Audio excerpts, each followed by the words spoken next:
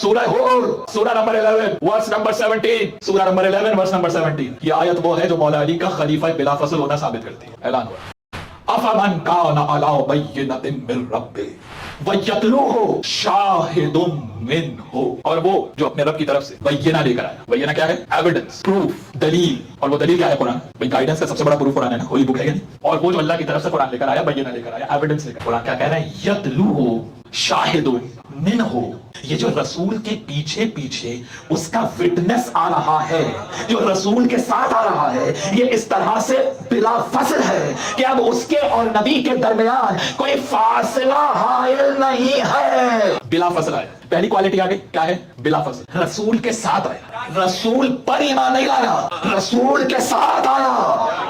जो रसूल पर ईमान लाए उसे सहाबी कहते हैं, और जो रसूल के साथ आए वो नफ्से मोहम्मद होता है।